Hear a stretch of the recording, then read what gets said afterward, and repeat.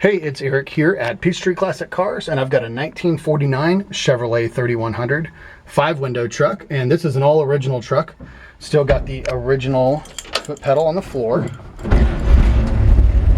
Still got the original old 216 engine.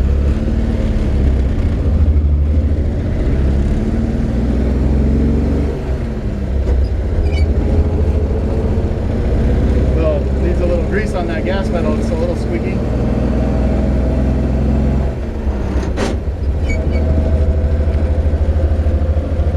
A little bit of a grind from second to third there.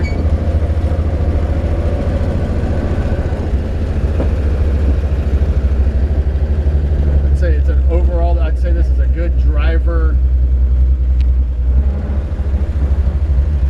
original style driver. You know, these aren't very fast trucks, especially with the 216 in it. The 235 was a little bit of an improvement.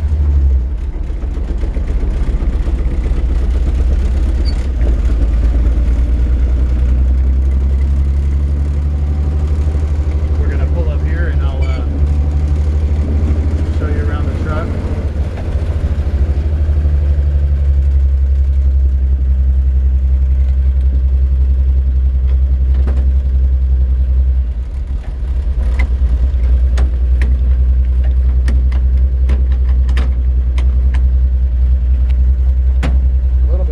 Shifter there, that's what I was messing with.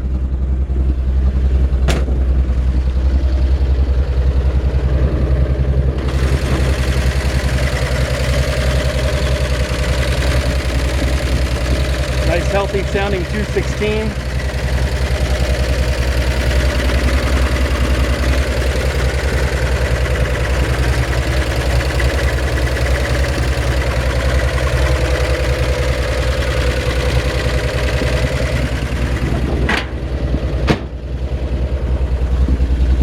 Nice. I'm gonna go ahead and turn this off. Inner fender wells I was showing there, and close this door.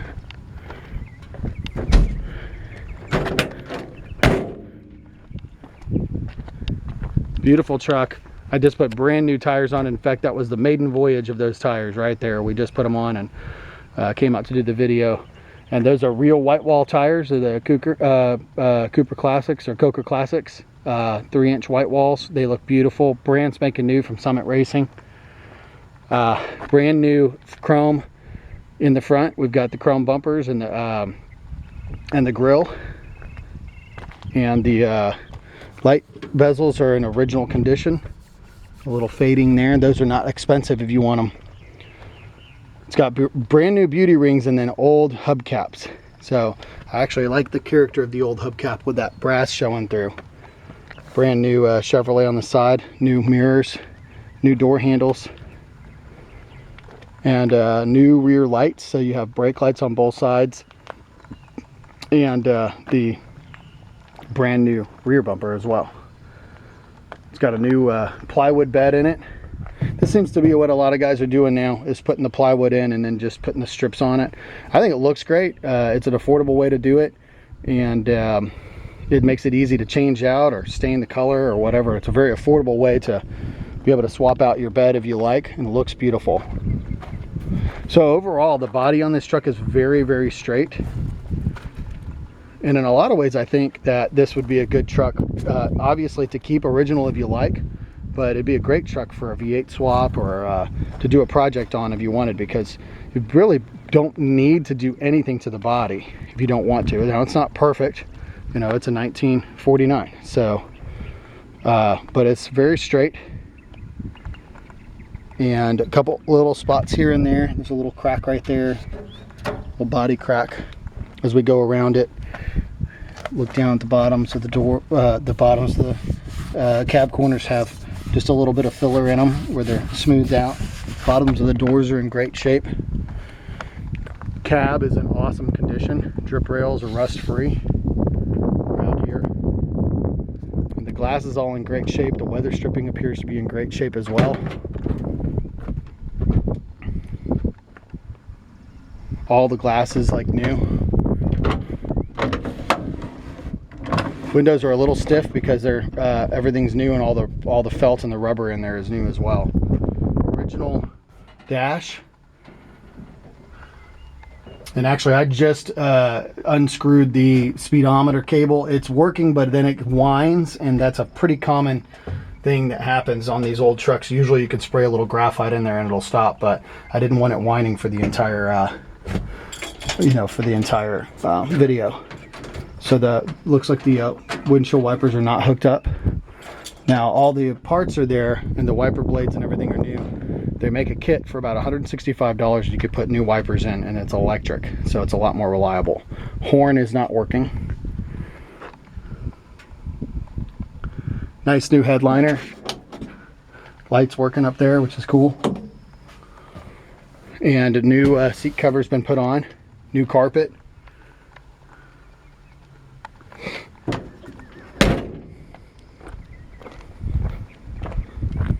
This is one of my favorite trucks. I mean, 5 windows are my favorite. I love the side vents that come on the 49 as well. Really good looking interior. Heater there. Let's check and see. Turn the key on. Oh, well, a little squeaky, but it works. So a little grease and you definitely have heat. That would be awesome.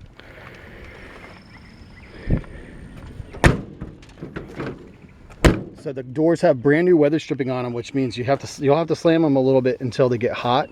It's been a cold winter here.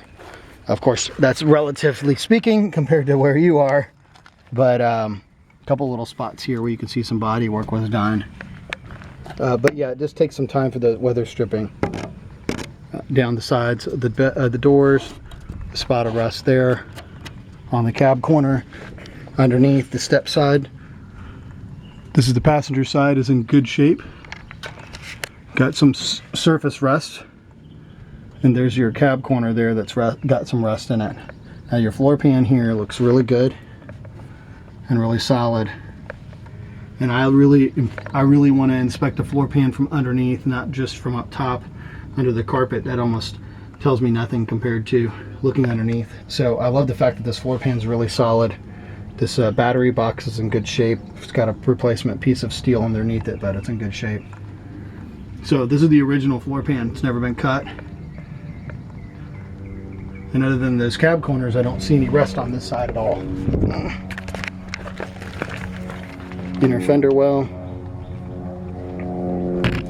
This is a pretty solid truck. Now down here at the bottom of this fender is a little crusty.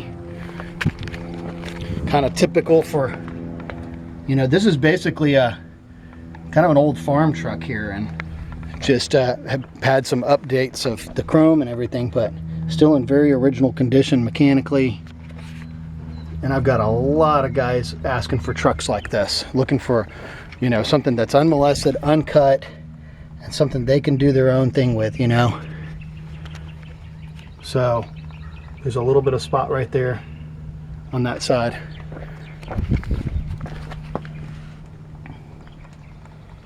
Spare tire rails there. I don't see any rust to speak of underneath here. Brake lines are new.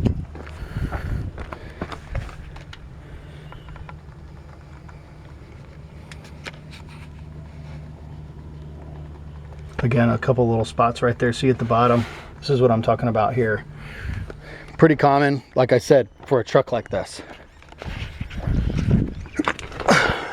Looking down the door on this side, a couple little spots of filler.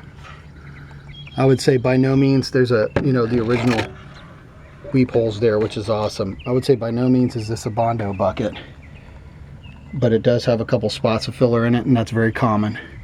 Again, these step sides are in great shape. Looks like it might have been red before. But for original, that's in really incredible shape, quite frankly, for being original. Even this interior cab corner being that solid is pretty cool. Got some crusty undercoating peeling there, but that is not rust. So I'll show you, if I touch that, it'll fall right off. So that's the original undercoating. It does have just a little exhaust pipe. The previous owner thought that he liked that sound of a little bit more, a little bit more noisy exhaust pipe, and you know, giving it more noise, giving it a little bit more sound. So anyways, well, there you have it. And you know, like I said, it is a 216. It is a 3-speed on the column. You know, the gear shifters get a little tricky sometimes. The steering on this truck actually was very, very minimal play in the steering wheel, which I really appreciate. So very drivable truck like it is, if you have the expectations of driving an originals truck. I think this is also a great candidate. If you could even just do a very inexpensive V8 automatic, or even just put a V8 in it, or do a V8 automatic, and other than that, leave it all original. That's one of my favorite things to do to a truck like this personally. It's just putting the 350 V8, put a 350 turbo transmission in it, hook the linkage up to the original shifter, so when you're shifting, it still all looks original. And you could pull up to any car show, and as long as the hood's not popped, the truck would look all original, even inside. You pop the hood, see a nice clean V8, and just have the reliability of that. Be able to push the gas and go, push the brake and stop with an automatic. I guess I'm getting a little bit older, I'm not that old, but to where that sounds really attractive to me. And the nice thing I like about that is it's a very inexpensive conversion to do. All that being said, the truck's great like it is, runs and drives like it is, and is a really cool truck, very desirable 5-window. So give us a call. You'll find our number on the ad at peachtreeclassiccars.com.